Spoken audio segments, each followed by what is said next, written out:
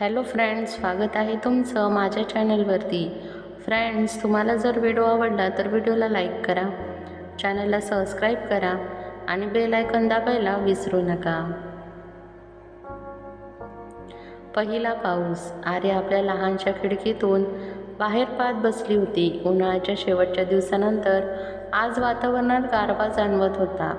झाडांच्या पाण्यात वाऱ्याची कुजबुज होती. आकाशात हलकेसे ढग जमले होते. तिच्या डोळ्यांपुढे मागील अनेक वर्षांचे पहिले पाऊस चमकून गेले. ती आणि साहिल एकाच गल्लीतील शाळेत जाणारे, पावसात भिजत खेळणारे. आईवडील ओरडतील हे माहीत असूनही भिजणं, होळी सोडणं, चिखलात पाय घालणं, रस्त्यावरून वाहणाऱ्या पाण्यात उड्या मारणं, त्या सगळ्याला तो खास गंध होता. पहिल्या पावसाचा आणि साहिलच्या मैत्रीचा.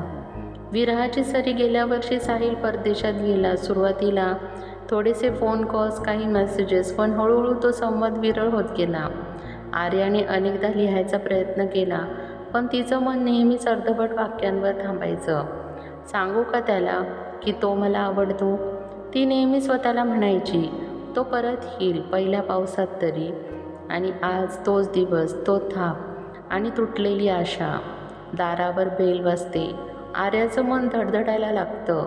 ती धावत जाते आणि दार उघडते, पण तिथं साहिल नव्हता. तिथं उभा होता एक कुरिअरवाला. त्याने एक लिफाफा तिच्या हातात देतो. हात थरथरत होते. लिफाफा उघडताच एक जुनी डायरी आणि एक पत्र तिच्या हातात पडले. ते होतं साहिलचं पत्र.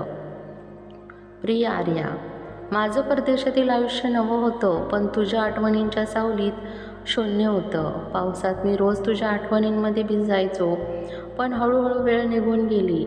एका वळणावर जीवनाची एक नवीन वाट दाखवली. मी आता लग्न करत आहे. ओळखीचं नाही, पण समजुतीचं नातं आहे.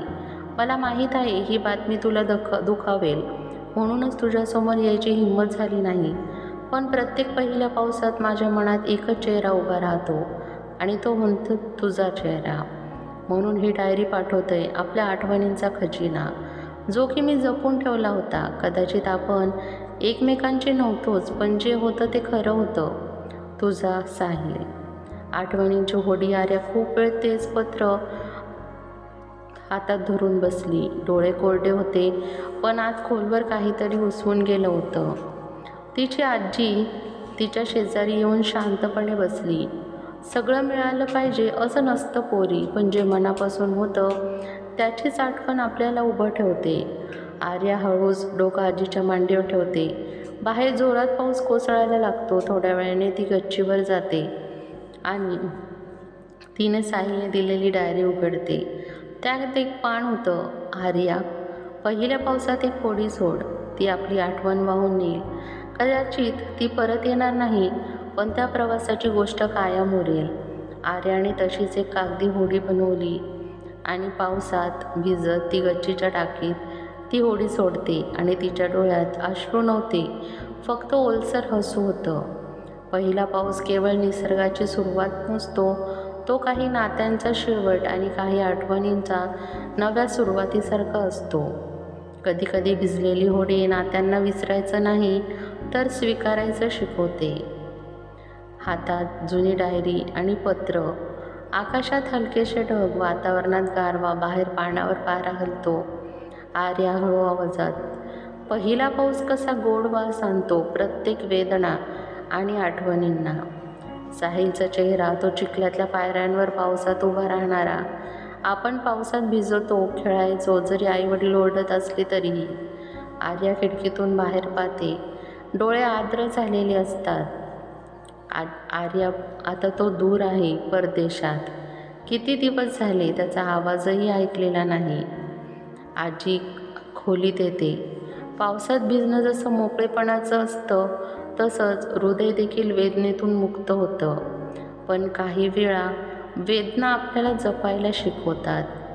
आर्या थोडा हसून म्हणते, आजी, मी त्याला लिहायचा खूप प्रयत्न केला गं, पण म्हणे सांगू का त्याला मला आवडतो. मग थांबते. आजी म्हणते, प्रेमात भीती नसते आर्या, पण कधीकधी वेळ जास्त लागतो मन मोकळं होण्यासाठी. आर्या डोळे पुसते. त्यावर आजी जवळ घेऊन तिचा हात धरते. आजी, दुःख सगळ्यांना येतं, पण त्यातून पुढे जाणं हेच खरं जीवन असतं. आर्या गच्चीत उभं राहते, हातात डायरी, कागदी होडी. पाऊस जोरात पडतो, होडी टाकीत टाकते. ही होडी आपल्या आठवणींना दूर नेईल, पण मनात जपून ठेवेल. डोळ्यात ओलसर हसू, पाऊस चेहऱ्यावर. दारावर पुन्हा बेल वाजते.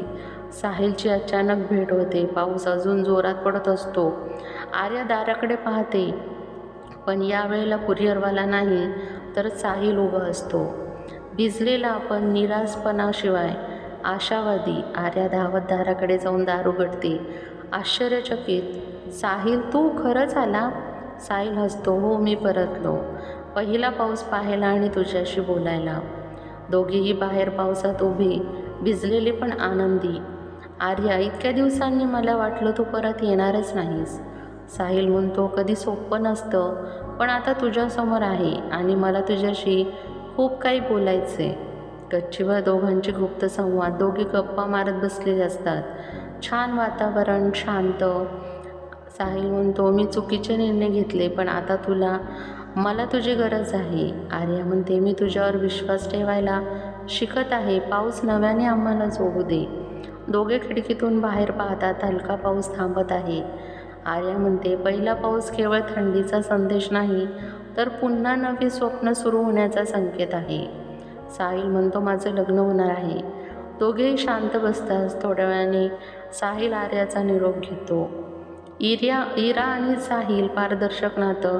हॉटेलच्या खोलीत इरा आणि साहिल, सामान भरलेलं आहे. दोघं गप्पा मारताना इरा हसत बोलते, तुझं मन अजूनही भारतात अडकलेलं आहे ना? साहिल गोंधळलेला, तुला कसं कळालं? इरा म्हणते, जेव्हा मी तुला विचारलं की तुझ्या आयुष्यात कोणी होतं का, तेव्हा तू म्हणाला होतास हो, पण उशीर झाला. त्या एका वाक्यात सगळं होतं. साहिल, इरा, तू खूप समजदार आहेस. इरा हळू आवाजात म्हणते, माझं तुझ्यावर प्रेम आहे साहिल, पण मी तुझा भूतकाळ नाही पुसू शकत. ते मी स्वीकारले. एक अट आहे, ती तुझ्याशी बोलू नये. कारण जर आपण नवीन काहीतरी सुरू करणार असू, तर त्यात कोणताच ओलावा नको, फक्त स्पष्टता हवी.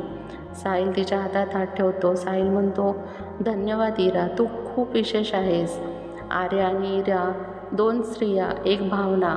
कॅफेच्या गार्डनमध्ये आर्या बसलेली असते. पावसाची हलकी सर. इरा तिथे येते. दोघी पहिल्यांदा भेटतात. इरा हसून म्हणते, आर्या चकित होऊन, तुम्ही? इरा, मी साहिलची होणारी पत्नी आणि तू त्याच्या आयुष्यातील आठवण, जी त्याच्या मनात अजूनही घर करून आहे. आर्या थोडी अस्वस्थ होते. आर्या बोलते, माफ करा, मी असं काही म्हणलेले नाही त्याला. मी काही मागितलेलंही नाही. इरा गंभीर, ते माहिती आहे मला, म्हणूनच भेटायला आले. तुला सांगायला आले की साहिल खरा आहे आणि त्याचं मनही. पण एक नातं अधुरं राहिलं, म्हणून दुसरं सुरू होताना ते मागं टाकावं असं नाही. मी त्याला मागे नाही ओढणार, पण मी त्याला पुढे चालायला साथ देईन, जर तो स्वतः पूर्णपणे मोकळा असेल तर. आर्या गहीवरून, तुम्ही खूप मोठ्या मनाच्या आहात. इरा हसते, नाही, फक्त एक स्त्री आहे जी दुसऱ्या स्त्रीच्या भावना समजू शकते. तेवढ्यात साहिल तिथे येतो. दोघी त्याच्याकडे पाहतात. निर्णायक क्षण, नात्यांची सच्ची दिशा. ते तिघे एकत्र. साहिल थोडा गोंधळलेला असतो, पण शांत. साहिल म्हणतो, तुम्ही दोघी एकत्र, माझं नशीब आहे हे. आर्या हळू आवाजात म्हणाली, आता निर्णय तुझा आहे साहिल. मी मागे पाहून चालणार नाही. तू कुणासोबत असशील त्याचा संपूर्ण मनासोबतच. इरा साहिलकडे पाहून, आज आता तुला कोणासोबत पुढचं आयुष्य जगायचं आहे? साहिल काही क्षण शांत राहतो. तो दोघींना पाहतो, नंतर इराकडे जातो. साहिल म्हणतो, माझं भूतकाळ माझ्यासोबत राहिलं, पण आयुष्य मी तुझ्यासोबत घालू इच्छितो. इरा म्हणते, इराच्या डोक्यात अश्रू असतात, तरी चेहऱ्यावर शांतता आहे. आर्या म्हणते, शेवटी पहिल्या पावसाची ओल जरी राहिली तरी माती पुढं सुकून उभं राहतंच. आर्या पुन्हा गच्चीत. तिच्या हातात ती जुनी डायरी, होडी पाण्यात सोडते. आर्या म्हणते, प्रेम म्हणजे मिळवणं नाही, कधी कधी फक्त समजून घेणं असतं आणि एकमेकांना मोकळं करणं असतं.